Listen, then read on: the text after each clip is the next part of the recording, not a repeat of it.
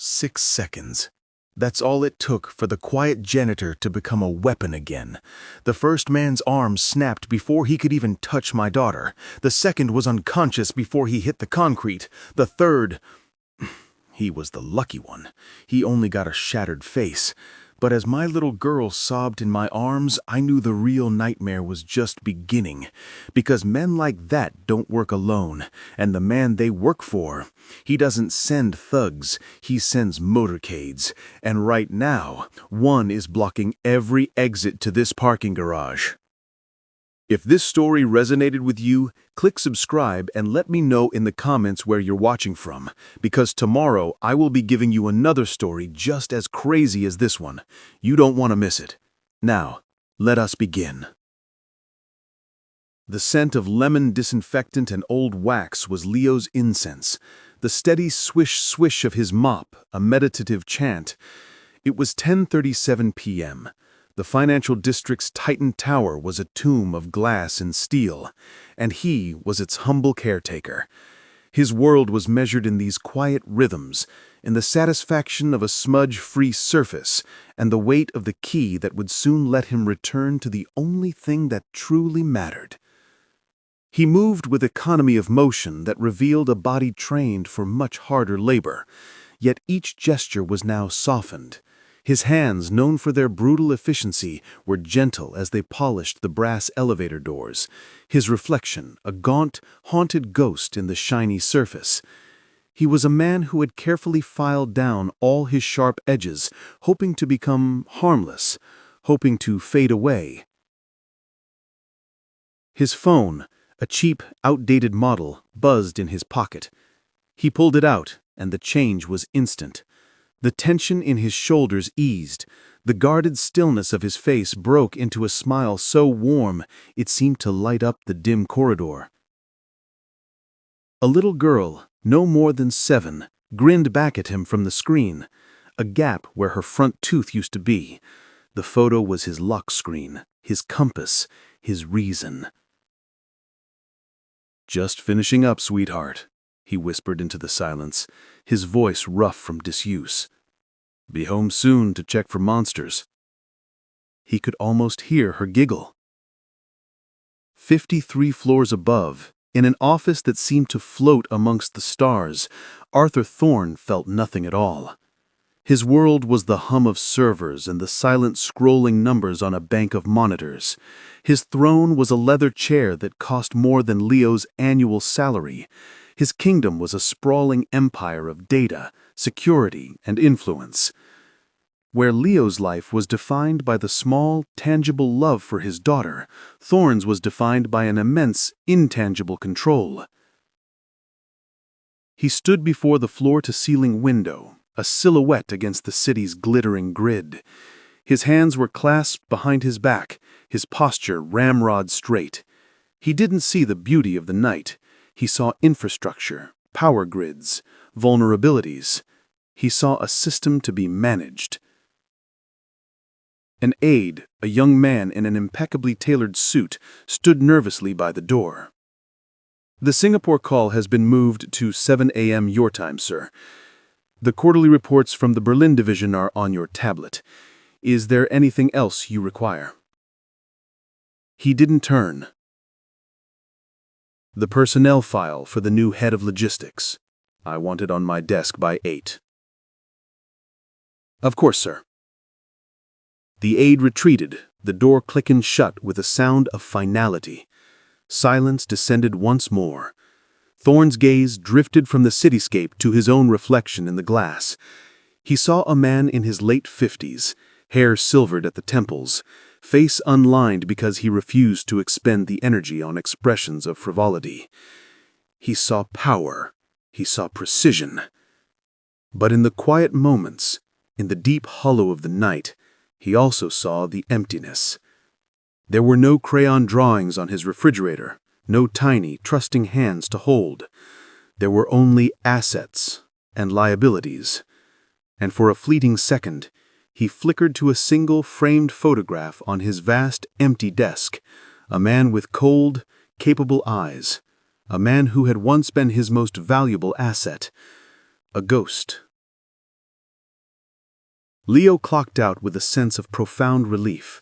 The night shift was over. The world of Titan Tower with its silent judgment and oppressive wealth could no longer touch him. He pulled on his worn jacket, the fabric thin in places, and stepped out into the parking garage. It was a concrete cavern, dimly lit and echoing with the drip of water and the distant hum of the city.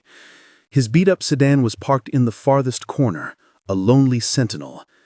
This was the most dangerous part of his day, the transition between his two worlds. He was always on edge here, his senses, despite his best efforts to dull them, hyper-aware. His phone vibrated. A video call. His heart leapt. He answered, his face instantly softening. "Daddy!" Chloe's face filled the screen, her hair a messy halo around her head. She was in her pajamas, tucked into her bed. "Lily said you wouldn't be home in time to finish the story." Lily, their kind, elderly neighbor who watched Chloe while he worked, chuckled in the background. "I said no such thing, you little fibber." "I'm walking to the car right now, Bug," he said, his voice a low, warm rumble. He turned the phone, showing her the gloomy garage. "See? Just a few more minutes." "It's spooky there," Chloe said, her nose scrunching. "Are there monsters?" "No monsters," he said firmly, his eyes automatically scanning the shadows, a habit he could never break. He was so focused on her face, on the sound of his voice, that he almost missed it. A shift in the air. A scuff of a shoe that wasn't his own. His head snapped up, his body going rigid. The loving father, the gentle janitor, vanished, replaced by a predator coming to alert. 3 figures detached themselves from the deep shadows between 2 concrete pillars. They moved with purpose, their forms bulky, their faces obscured by hoods. They weren't here to rob him. They were moving with a coordinated intent, and their trajectory was a direct intercept. A cold dread, colder than the concrete beneath him, washed over him. "Daddy!" Chloe's voice was small, worried by the change in his face. Leo's mind, for a single paralyzing second, was a battlefield. The man he was screamed at the man he had been. Run! De-escalate! Be harmless. But then the lead man's eyes, visible for a fraction of a second in the poor light, locked not on him, but on the phone in his hand, on his daughter's face. Everything slowed down. The phone clattered to the concrete, the screen flashing with Chloe's terrified face, before going dark.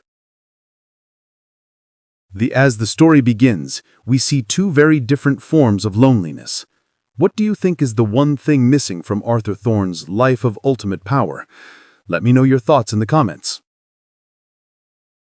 The world did not just slow down, it fractured.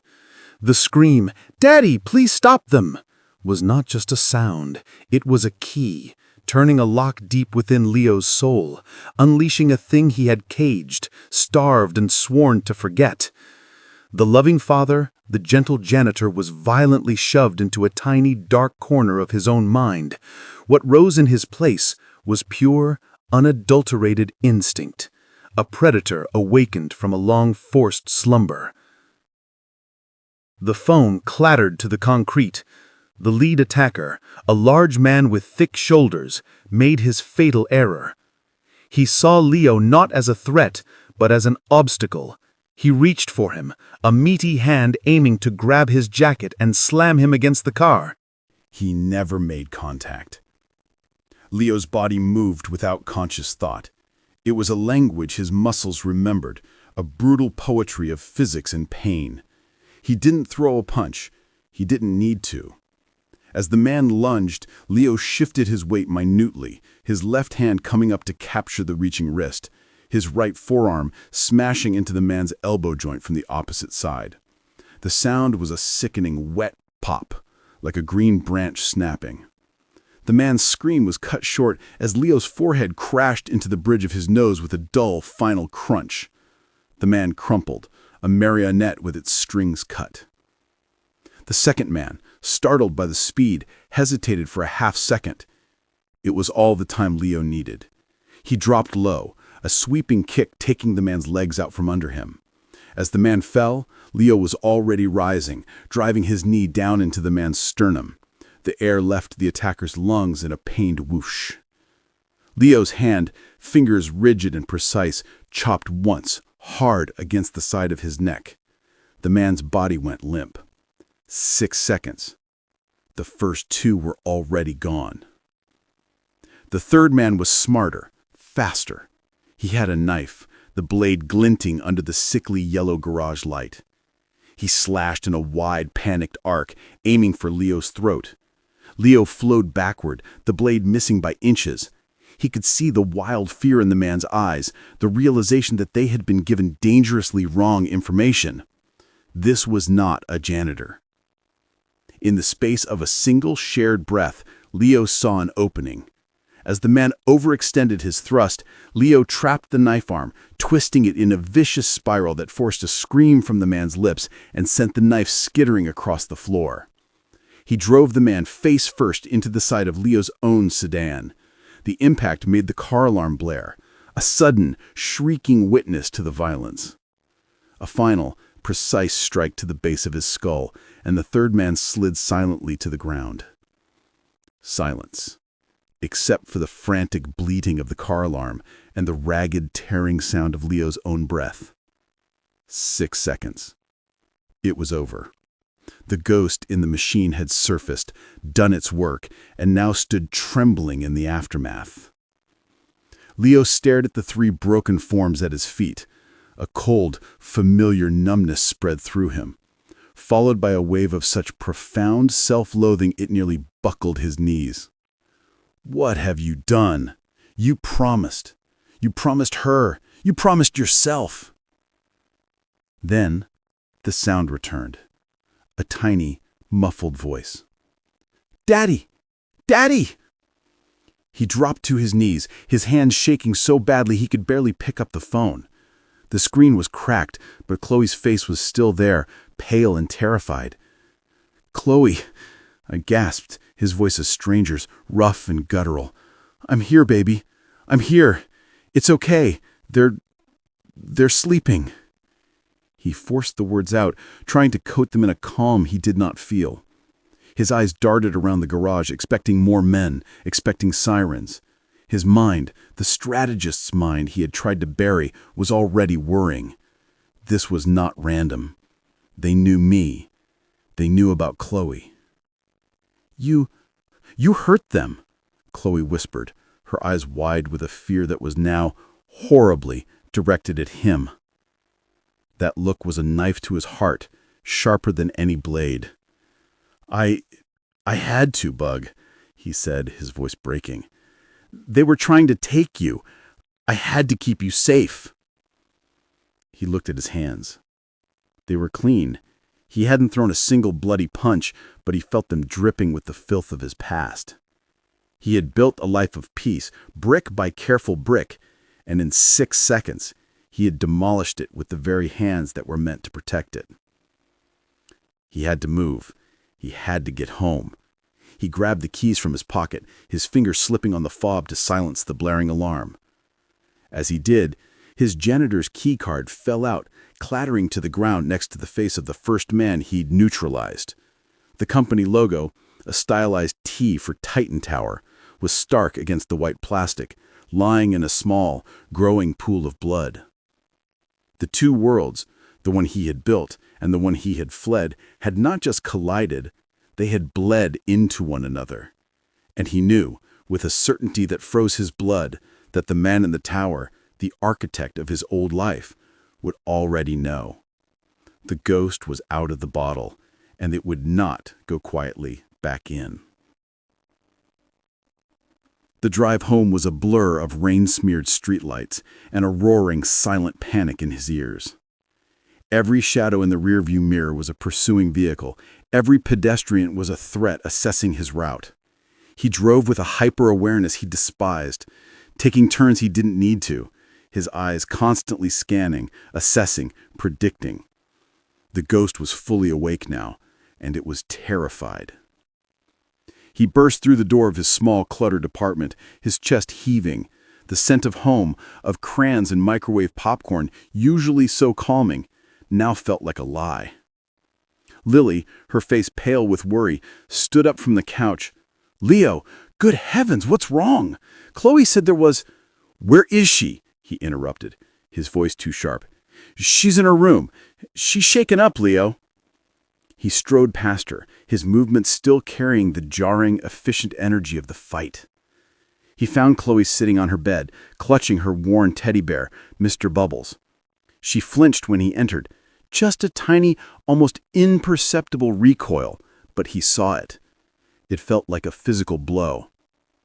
He forced himself to stop at the doorway, to make his body smaller, less threatening.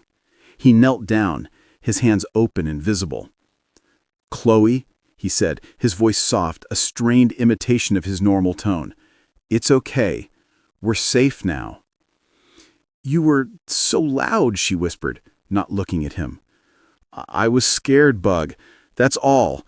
I was so scared for you. Those men, they were drunk. They got confused. They thought I was someone else." The lie felt flimsy and pathetic on his tongue. A random act, a case of mistaken identity. He clung to it like a life raft. He spent the next hour performing the familiar rituals of bedtime, his hands trembling as he read her a story about a friendly dragon. He overcompensated, his voice too cheerful, his smiles too wide. He was trying to erase the monster she had glimpsed through the cracked phone screen. When she finally fell into a fitful sleep, he sat on the edge of her bed, watching the rise and fall of her chest, his own heart a frantic, trapped bird. He spent the rest of the night cleaning. Not the apartment, but himself. He scrubbed his hands raw in the sink, though there was no blood on them. He checked and rechecked the locks on the doors and windows. He pulled an old, dust-covered duffel bag from the top of his closet and stared at it. It contained passports, cash, and weapons, the emergency kit of his former life. The sight of it filled him with shame. He shoved it back into the darkness. "We are not running. This was a one-off, a random event." He was a master of denial, trying to stuff the raging beast back into its cage. High in Titan Tower, Arthur Thorne was under no such illusions. He sat in the dark of his office, the only light coming from a single monitor on his desk. On it, a grainy black-and-white video played on a loop. It was footage from Garage Level B-2. He had watched it 17 times. He leaned forward, his fingers steepled under his chin. There was no shock on his face, no disgust. There was only the intense, cold focus of a master craftsman looking at a lost masterpiece. He watched the three figures approach. He saw the janitor's body go still. He saw the explosive, brutal efficiency of the takedowns. It was not street fighting. It was a brutalist ballet. Aikido, Krav Maga, and something else, something dirtier and more personal, fused into a 6-second symphony of incapacitation. "Pause," Thorne said, his voice quiet in the vast room. The image froze on the janitor's face, Leo's face, mid-movement. The eyes were not the eyes of the quiet, broken man who emptied his trash bins. They were flat, cold, and utterly devoid of emotion. The eyes of the man he had once codenamed Ares. Thorne's head of security, a man named David Shaw, stood rigidly on the other side of the desk. "The police report is being buried, sir. Classified as an aggravated assault between unknown parties. The three men are in the hospital, refusing to speak. They are professionals, ex-military, hired guns." "Who hired them?" Thorne asked, his eyes still fixed on the frozen image of Leo. "We're tracing the money. It leads to a shell corporation, but the patterns, it has the fingerprints of Silas Vancorp. A flicker of something dark crossed Thorne's face. Vancorp. A rival from the old days, a man who had always been envious of Thorne's most potent weapon. Vancorp always was a sentimental fool. He thinks retrieving the tool will give him the craftsman's skill. He finally turned his gaze to Shaw. And Aries? He went home, to his daughter. He's done nothing since. No calls, no attempts to flee. It's as if he's trying to pretend it didn't happen. Thorne almost smiled. It was a thin, bloodless expression. He's not pretending. He's praying. He stood up and walked back to the window.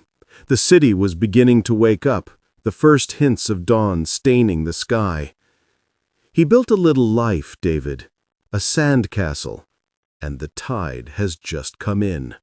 He's standing there, hoping if he doesn't move, the water will just recede. "What are your orders, sir?" Thorne was silent for a long moment. He could leave it. He could let Leo have his fantasy a little longer. But that would leave a valuable asset vulnerable, and worse, it would leave a loose end that Vancorp could exploit. Leo's daughter changed the calculus. He made him predictable. He made him weak. Or, Thorne considered for the first time, perhaps he made him something else. "He's in resistance," Thorne said finally. "He's trying to explain it away, to himself, to his child. He needs a reminder. Send a car for him, not to threaten, an invitation. Tell him I require a word about last night's incident in my garage." It wasn't a request. It was a gravitational pull. The past was reasserting its claim, and Arthur Thorne was simply opening the door.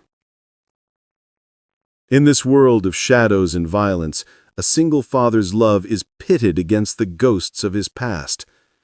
What would you do if the only way to protect your child was to become the monster you feared? Share your perspective below. Leo had managed maybe an hour of fractured sleep, his body jolting awake at every creak of the old apartment building. The dawn light felt accusatory. He moved through the morning routine on autopilot, making pancakes that tasted like ash, forcing a smile for Chloe that felt carved from wood. He was trying to perform normalcy, to convince her and himself that the world was still safe. "Are the sleepy men gone?" Chloe asked, her small voice tentative as she pushed a piece of pancake around her plate. "Yes, Bug, they're gone," Leo said, the lie sticking in his throat.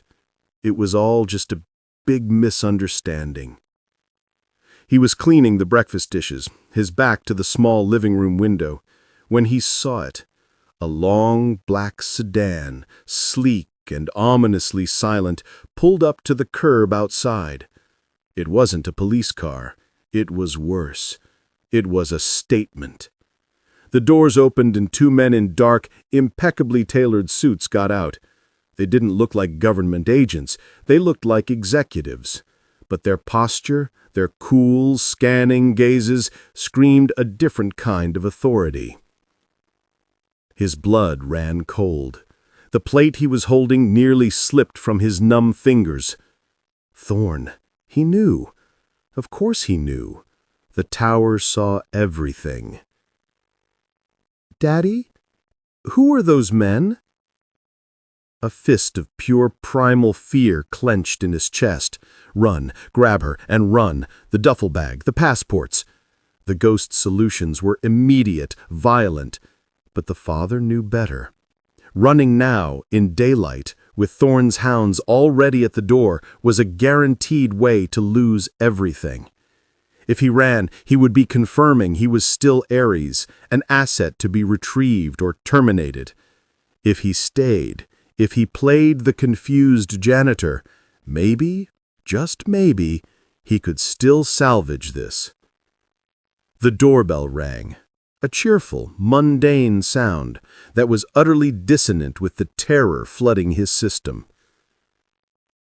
"It's okay," he told Chloe, his voice a strained whisper. "They're probably just lost." He walked to the door, every muscle screaming in protest, and opened it. The two men stood there, perfectly framed in the doorway. The one in front had a polite, utterly impersonal smile. "Leo, Mr. Arthur Thorne would like a word with you. He's sent a car." Leo didn't move. He could feel Chloe hiding behind his legs, peeking out. "I'm off the clock, and I have my daughter." "It won't take long," the man said, his tone leaving no room for argument. His eyes flickered down to Chloe for a microsecond, a subtle reminder that they knew about her, that she was a variable in this equation. "It's about the incident in the garage last night. We'd like to get your statement." The pretense was flimsy, but it was a script. He could either follow it or break the scene entirely. He looked down at Chloe, then back at the men. He was trapped. To refuse would be an act of defiance Thorne would not tolerate. To go was to walk back into the lion's den. He made a choice, the only one he felt he had. "All right," he said, his voice hollow. "Let me get my coat." He knelt down, his back to the door, blocking Chloe from their view. "Bug, I have to go talk to my boss for a little bit. Lily is going to come stay with you, okay?" He tried to pour every ounce of love and reassurance he had left into his eyes. "I will be back soon. I promise." Her lower lip trembled, but she nodded, her trust in him a fragile, breaking thing. The ride in the sedan was silent. The interior was lush, soundproofed, smelling of rich leather and expensive cologne. It was a world away from the squeaky seats and stale coffee smell of his own car. Leo sat in the back, his hands clenched into fists on his knees, staring out the window as his neighborhood, his world receded into the distance. He was being escorted. He was a prisoner in a gilded cage. They didn't take him to the main lobby. The car descended into a private subterranean entrance of Titan Tower, a place reserved for executives and high-security deliveries.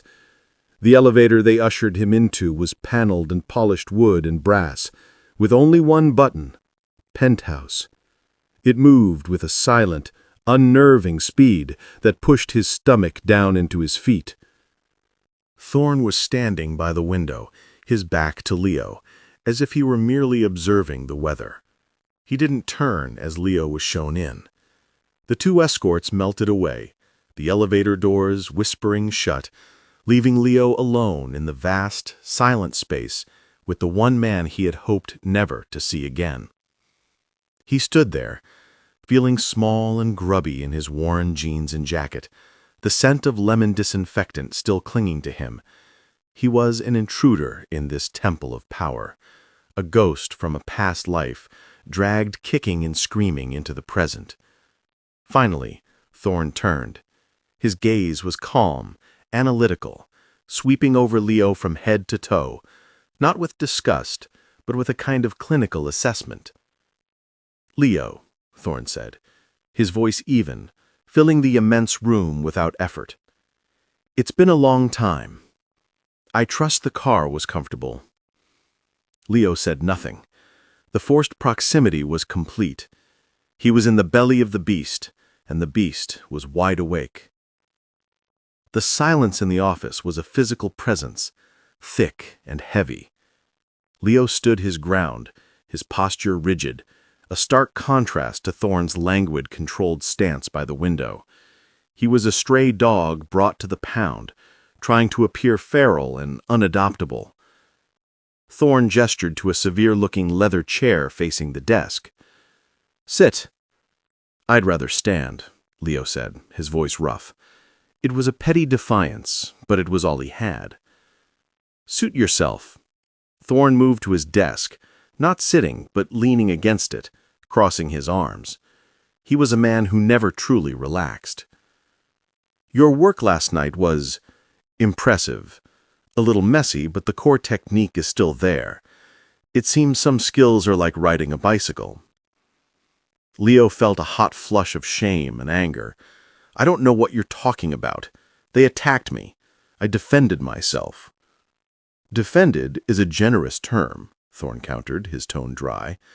"What you did was dismantle 3 trained operatives with the efficiency of a surgical strike.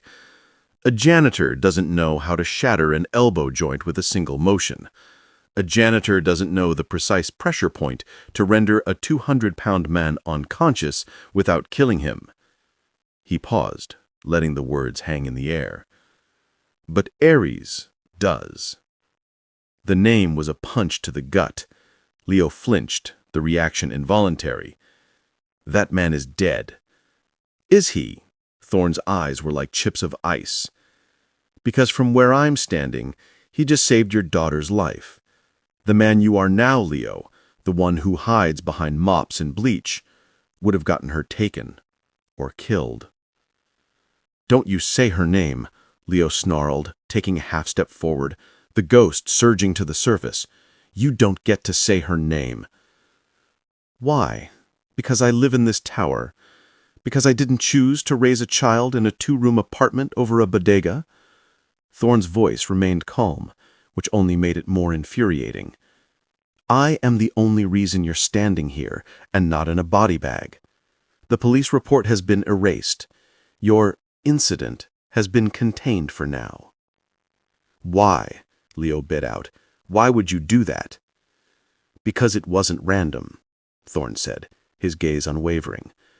"The men were sent by Silas Vancorp." The name meant nothing to the janitor, but everything to the ghost. Leo's blood ran cold.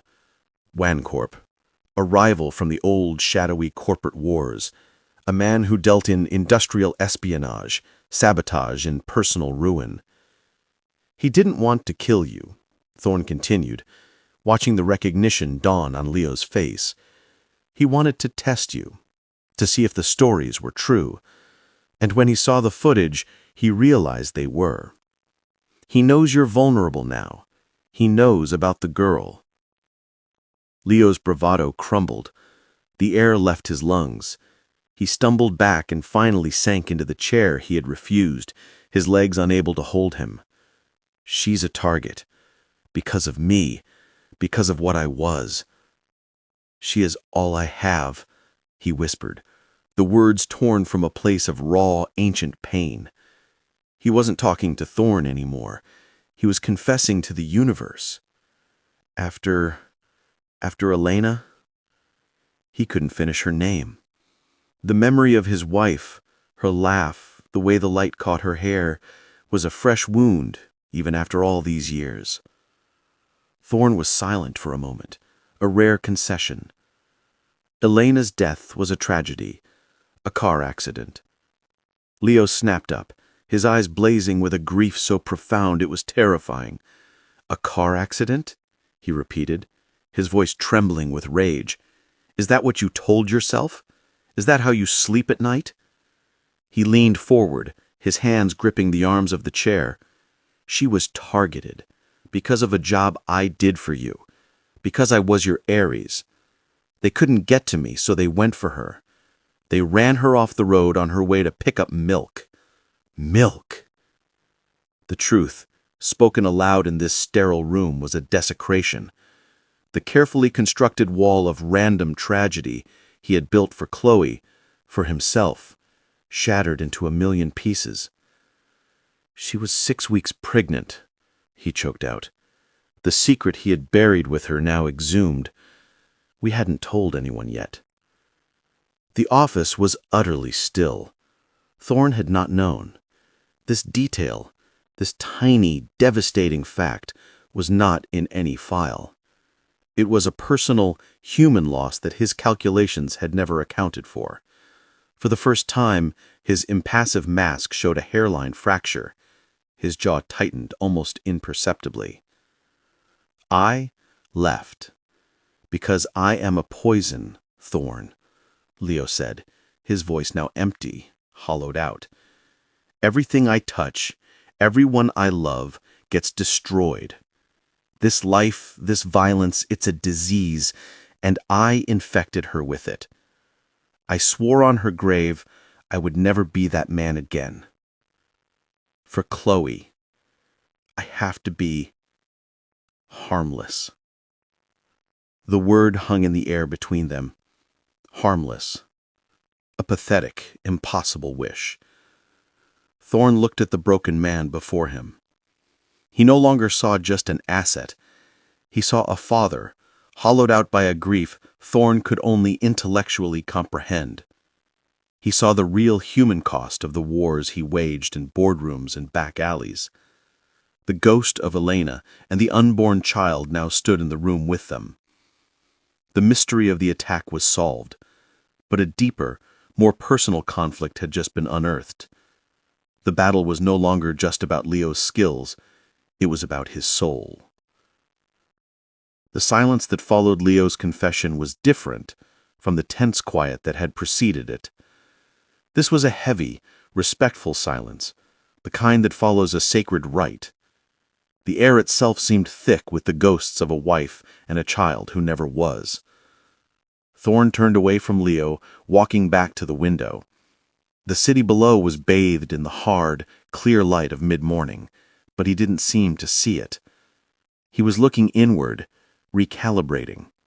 The variable of Elena and her pregnancy had not been in his strategic assessment. It was an emotional debt, and Arthur Thorne did not deal in those. Until now. I did not know, Thorne said low. It wasn't an apology. An apology would have been an insult. It was a simple, stark statement of fact, an admission of a blind spot. Leo said nothing. He was drained, the fight gone out of him. The secret he had carried for years, the true weight of his shame, was now known by the one person he never wanted to know it. There was a strange, hollow relief in it. Thorne turned back. The clinical assessment in his eyes had been replaced by something more complex, more curious. The men last night, they were not there for retribution. Vancorp is making a move on a new defense contract. My bid is the only real competition. He believes that by acquiring you, or by demonstrating that I cannot control my ecosystem, he can destabilize my position. So this is still about business. It is always about business, Thorne stated, but the methods have consequences. I am now aware of a consequence I had previously overlooked. He paused, studying Leo. You believe your strength is a curse, that it only destroys. But last night, it was the only thing that saved your daughter. Not the janitor, the father who was once Ares. The words landed differently now. They weren't a manipulation to reclaim an asset. They were a reframing of a painful truth. What would you have me do? Leo asked, his voice flat. Come back? Be your weapon again? No, Thorne said, and the answer surprised them both. He walked to his desk and picked up a tablet. He tapped the screen, and a live security feed appeared. It was the hallway outside Leo's apartment. Lily was sitting on the steps, knitting. The audio picked up a faint, off-key singing. It was Chloe. She was singing a song from her cartoon, her voice a little beacon of normalcy in the madness. Leo's breath caught in his throat. The sight of her, safe, even through a screen, was a balm on his shattered soul. Thorne watched him, watching her. She has her mother's spirit, he said, the observation startling in its intimacy. He had clearly pulled Elena's file, seen her picture. He wasn't comparing features, he was comparing the essence. How would you know? Leo whispered, his eyes glued to the screen. "Because the daughter of a broken man does not sing. She has a light in her. You protected that. Last night you were not a poison. You were an antidote." It was the first kind thing Arthur Thorne had ever said to him, and it was the most devastating. Leo felt the walls around his heart, the walls of self-loathing and grief, crack just a little. A single tear escaped, tracing a clean path through the grime of the garage still on his cheek. He didn't wipe it away. Thorne, uncomfortable with the raw display of emotion, looked away. His gaze fell on a small framed drawing that had been placed on the corner of his desk. It was a child's drawing, done in bright waxy crayon. It depicted a tall, stick-figure man with silver hair next to a big, square building. Next to him was a smaller stick figure with a brown mop of hair. They were holding hands. Scrawled in uneven letters at the top were the words, "Thank you for the car, Mr. Thorne." Leo saw it too. "She drew that?" "My assistant thought it was pertinent," Thorne said, his tone dismissive, but he made no move to put the drawing away. He looked from the child's art back to the live feed of the child herself. The two images, one a simple gift, the other a testament to her vulnerability, created a powerful dissonance in him. For a moment, the office wasn't a boardroom battlefield. It was just a space where two men from the opposite ends of the universe were united by the silent, terrifying, wonderful responsibility of protecting something fragile. The bond that formed wasn't a friendship or even loyalty. It was a temporary, fragile alliance built on a shared, unspoken understanding. Leo's love for Chloe was his greatest strength, not his ultimate weakness. And Thorne's power, for the first time, could be used not just for acquisition, but for guardianship. It felt for a fleeting moment like healing was possible, like the ghost of Ares and the king of the tower could find a new purpose. But the moment was as fragile as glass, and the world outside was still full of men who wanted to break things.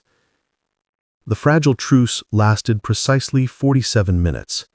Leo was still in Thorne's office, the ghost of a connection lingering between them, when the first alarm blared, a sharp electronic pulse from the tablet on Thorne's desk. The live feed of Leo's apartment hallway flickered and was replaced by a flashing red border and the word "security breach." Both men snapped to attention. The brief moment of humanity vaporized in an instant. "Report," Thorne barked into the air, a hidden microphone picking up his command. David Shaw's voice, tight and urgent, filled the room from an unseen speaker. "Sir, we have a perimeter incursion. 2 vehicles, no plates, forced entry through the west service gate. They're bypassing standard security checkpoints, heading for the main tower. They're armed." Thorne's face was a mask of cold fury. Vancorp. He's not testing anymore. He's making his move. His eyes, calculating and hard, locked onto Leo. "They're not here for me. They can't get to me here. They're here for the proof. They're here for you." Leo's blood went cold. Chloe. The thought was a lightning strike. If they couldn't take him from the garage, they would come to the source of his vulnerability to draw him out, or worse, use her as permanent leverage. "My daughter," Leo said, his voice a low, dangerous growl. The ghost was back, fully formed, its eyes blazing. "They'll go to my apartment. The team there is on high alert.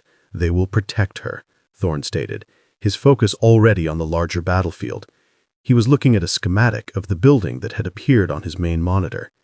"They've breached the lobby." "Your priority?" Leo took a step toward him, his hands clenching into fists. "They are coming for my child because of your war. I need to get to her now." "You will stay here," Thorne commanded, his tone absolute. "You are a liability in the field. Your emotional state is compromised. My team has protocols. Your running in blind will get you killed and jeopardize the entire response." "Protocols," Leo roared, the sound raw and guttural echoing in the vast office. He slammed his palm down on Thorne's desk, making the drawing of Mr. Thorne junk. She is 7 years old. She's not a corporate asset to be managed with a protocol. She's my daughter." On the tablet screen, a new window popped up, a feed from the building's lobby. It was chaos. Men in tactical gear were exchanging fire with Thorne's security team. It was a diversion, a loud, violent distraction. And in that moment, Leo saw the truth with horrifying clarity. Thorne saw this as a corporate incursion, a game of chess. He would sacrifice a pawn, even a pawn named Chloe, to protect his king and queen. The kindness, the understanding from moments before had been an illusion, a temporary tactical empathy. You see her as a weakness, a variable you can't control. You'd rather let your men handle it, follow the plan, than let the unstable asset protect his own flesh and blood. She's expendable to you, isn't she? Just like Elena was. Thorne's face tightened. That is not what this is. It is exactly what this is, you yelled, his composure utterly gone. You sit in your glass tower and you move people around like they're numbers on a screen. You have no idea what it means to love someone so much you can't breathe when they're in danger. You're empty, a shell of a man who thinks a child's drawing on his desk makes you human. The words were meant to wound, and they did. Thorne's eyes flashed with a rare, pure anger. You are blinded by sentiment. You will get yourself killed and you will get her killed. You are not Ares right now. You are a panicked father, and that makes you useless to me and to her. The bond was not just broken, it was annihilated. Harsh, unforgivable truths were hurled like grenades, leaving a field of emotional wreckage. Leo looked at Thorne, and all he saw was the man whose world had gotten his wife killed, the man who would now stand by and let history repeat itself. "Then I am useless," he said, his voice suddenly, terrifyingly calm. He turned and strode toward the elevator. "The elevator is locked down," Thorne said coldly. "You're not going anywhere." Leo didn't break stride. He walked past the elevator to the emergency stairwell access, a plain, reinforced steel door. He placed his hand on the push bar. "Leo," Thorne's voice cut across the room, a final warning. "Stand down. That is an order." Leo looked back over his shoulder, his eyes those of a stranger. The ghost had fully consumed the man. "You lost the right to give me orders the day my wife died." He shoved the door open and vanished into the concrete stairwell, the door swinging shut with a heavy, final clang that echoed like a tomb ceiling. Thorne was left alone in the silent, opulent office. The alarms still blared, the screens still showed chaos, but all he could hear was the echo of that slamming door, and all he could see was the crayon drawing on his desk, the stick-figure man now seeming to mock him. He had chosen control over connection, strategy over a father's heart, and for the first time, the victory of maintaining control felt utterly, desolately like a loss. The concrete stairwell was a cold, echoing throat swallowing Leo whole. He took the steps 3 at a time, a controlled fall driven by pure adrenaline and terror. Thorne's words echoed in his mind, not as a command, but as a condemnation. "You are a panicked father, and that makes you useless." Was he? Was the very love that defined him now the flaw that would get Chloe killed? The ghost of Ares screamed strategy. Arm yourself, locate the enemy, neutralize the threat.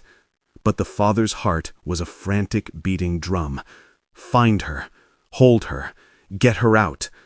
He was at war with himself, and the battlefield was this sterile, endless staircase. He burst out onto the parking garage level, not the one from the attack, but a higher, executive level. His car was miles away, in the public garage. Useless. He was trapped in the tower's ecosystem.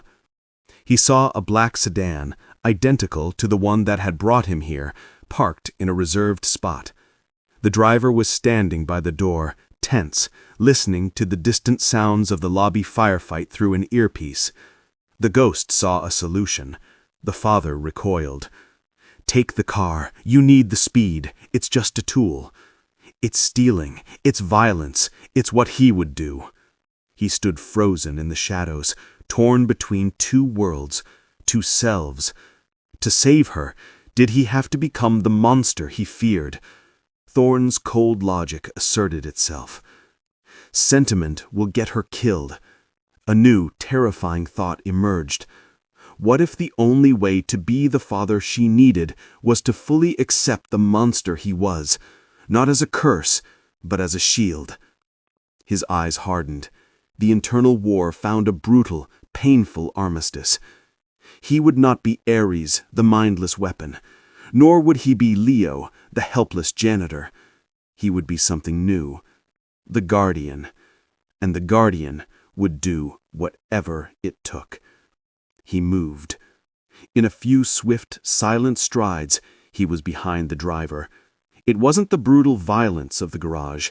It was precise, efficient, a focused pressure on a nerve cluster in his neck. The driver slumped unconscious before he even knew he was not alone. He caught him, laying him gently on the ground. "I'm sorry," he whispered, taking the key fob from the man's pocket. It wasn't a sentiment. It was a vow to remember his own humanity, even as he did inhumane things. He slid into the driver's seat. The engine purred to life. He was going to his daughter. 53 floors above, Arthur Thorne stood amidst the silent alarms. He had muted them. The chaos on the screens was now a silent, frantic ballet. His security team was containing the lobby breach, just as the protocol dictated. It was a messy, but manageable situation. Yet, he felt a profound, unsettling stillness within. He looked at the space where Leo had stood. He heard the echo of that slamming door. He looked at the crayon drawing. "You're empty, a shell of a man." The words clung to him, cold and sharp. He had built an empire on the principle that control was the ultimate power, that emotion was a variable to be minimized. He had viewed Leo's paternal love as a vulnerability, a system error. But what if he was wrong? He watched a secondary monitor, a feed from a traffic camera a block from Leo's apartment. He saw the black sedan, his sedan, tear around the corner with a recklessness that was pure, desperate love. It wasn't the move of a panicked man. It was the move of a force of nature. Leo had chosen. He had chosen love over orders, instinct over strategy. He had chosen to be a father above all. And what had Arthur Thorne chosen? He had chosen his protocols. He had chosen his control. He had chosen to be a CEO. He looked from the screen, where a man was racing against fate for his child, to the drawing on his desk, where a child had seen not a CEO, but a Mr. Thorne, worthy of holding hands with a stick-figured janitor. A crushing weight settled on him. The emptiness Leo had named was real. He had a kingdom, but no one to share it with. He had power, but nothing that truly mattered to protect. Leo, with his cracked phone and his janitor's uniform, was richer than he could ever be. The choice was now his. He could let the protocols play out. His team would eventually secure the area. Leo would likely be intercepted by Vancorp's men or his own. The situation would be contained. Or he could do something he had never done in his entire calculated life. He could choose vulnerability. He could choose a connection. He could choose to protect not an asset, but a father's love. His hand hovered over his intercom, the tool he used to command thousands. He could order a full extraction team to be sent to Leo's location. He could deploy every resource to create a safe corridor for that sedan. It would be a massive, risky asset allocation. It would be strategically unsound. It would be, by every metric he lived by, a terrible business decision. He thought of the little girl singing in the hallway. He pressed the button. "Shaw," he said, his voice low but clear, every word a seismic shift in his soul. "New priority. Scramble Alpha and Bravo teams, all assets, divert to this location." He sent the coordinates of Leo's apartment. "Your sole objective is the protection of the child, Chloe. The Guardian en route is friendly. Ensure he reaches her. I don't care about the lobby. I don't care about collateral damage. Protect the girl." There was a stunned silence on the other end. "Sir, the protocol." "The protocol has changed," Thorne said, and for the first time, it felt like a victory. He had made his choice. The black sedan screeched to a halt, blocking the narrow street 100 yards from Leo's apartment building. The air was already thick with the smell of cordine and the distant wail of sirens. Thorne's diversion in the lobby had worked too well. The main force was there, but a smaller, secondary team had been sent here, to the source. He could see 2 figures in tactical gear positioned near the building's entrance. His heart was a wild drum against his ribs. Chloe. He was about to burst from the car, a one-man army, when the world suddenly erupted around him, but not with enemy fire. 2 unmarked vans tore down the street from the opposite direction, skidding to a halt with military precision. Men in sleek, black body armor, Thorne's Alpha team, poured out, their movements a synchronized ballet of controlled violence. They didn't engage the 2 men, they flowed around them, neutralizing them with a quiet, brutal efficiency that was far beyond anything Vancorp's mercenaries could muster. One of the armored figures turned, made eye contact with Leo through his windshield, and gave a sharp, clear nod. Go. It was the permission, the alliance he never thought he'd receive. Leo didn't hesitate. He was out of the car and sprinting, a phantom moving through a battle that was no longer his to fight alone. He took the stairs to his apartment 2 at a time, his gun, taken from the sedan's glove compartment, held ready. He expected a barricade, a firefight. He burst through the door to find an unnerving stillness. Lily was huddled on the couch, her face pale, but she pointed a trembling finger towards Chloe's room. They just went in." Leo's blood turned to ice. He moved down the short hallway, his training taking over, his senses hyper-aware. The door to Chloe's room was slightly ajar. He could hear a man's voice, low and calm. "Just come with us, sweetheart. Your daddy sent us." Leo pushed the door open. A single man, the team leader, was kneeling on the floor. He had taken off his helmet, trying to appear less threatening. Chloe was backed into a corner, clutching Mr. Bubbles so tightly her knuckles were white. Her face was streaked with tears, but her jaw was set in a stubborn line he knew was his own. "You're lying," she whispered, her voice trembling, but clear.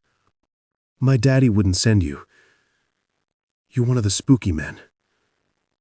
The man's head snapped up as Leo entered, his eyes widened, and he began to raise his weapon. "Don't."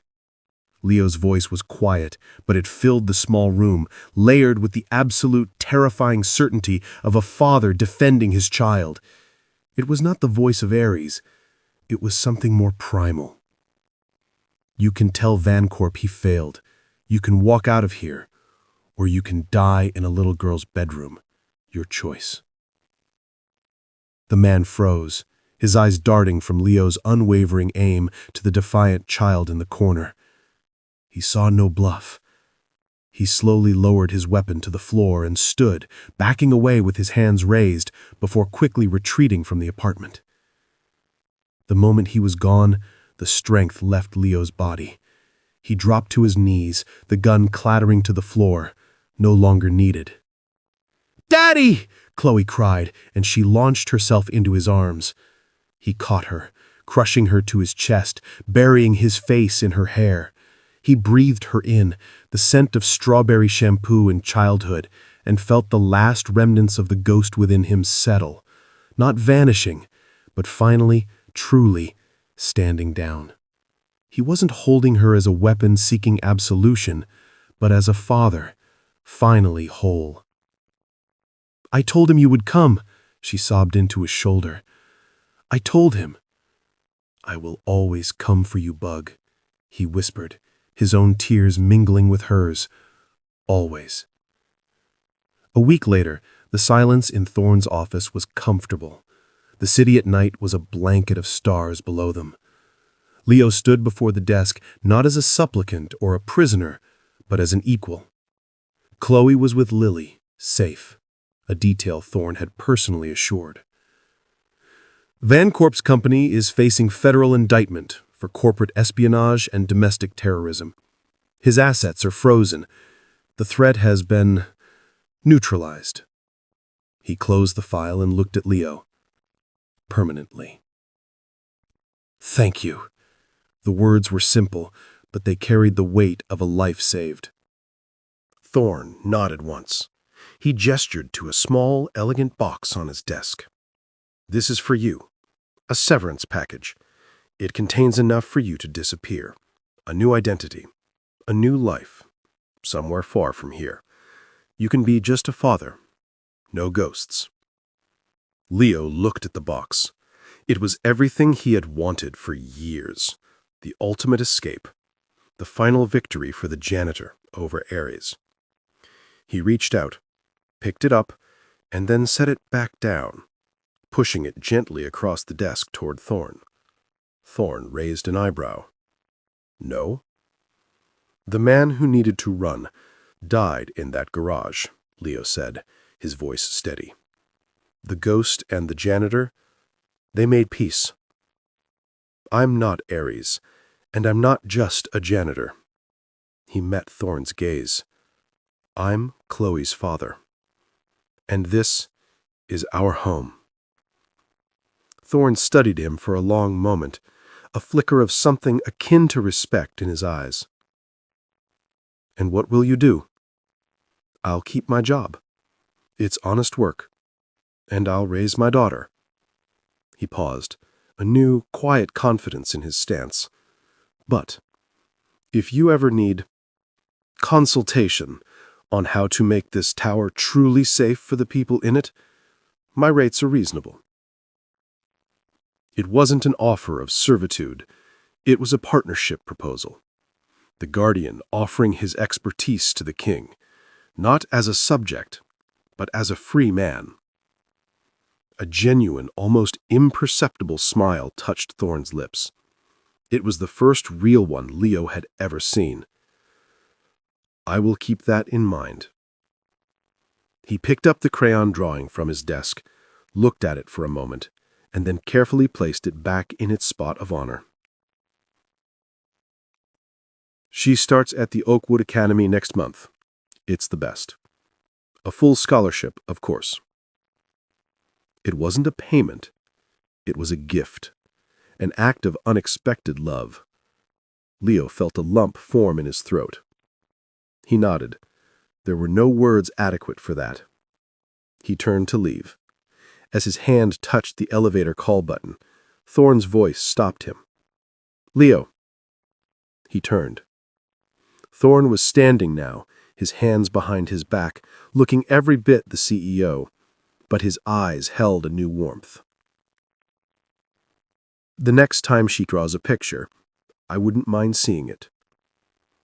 It was an invitation, not into his empire, but into their lives. A small, fragile bridge built across a chasm of violence and grief. Leo gave a slow, final nod. "I'll see what I can do." The elevator doors opened, and he stepped inside. As they closed, he saw Arthur Thorne not as a titan of industry, but as a lonely man in a large, quiet office, looking at a child's drawing.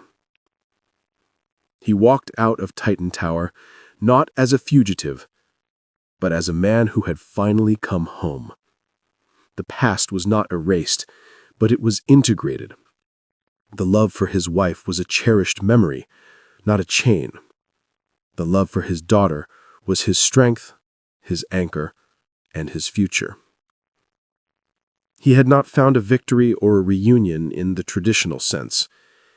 He had found something rarer: redemption. And in the most unexpected of places, in the heart of his oldest enemy, he had found, at last, an unexpected, enduring form of love. In the end, Leo found his peace not by running from who he was, but by embracing every part of himself for the sake of love. What did this story make you feel most deeply? The power of a father's love, the possibility of redemption, or the hope for unexpected kindness? Let us know in the comments. Thank you for watching this story to the end. If you enjoyed this story, you will surely love the next one. It's as wild and more intriguing as you can ever imagine. So subscribe and stay tuned.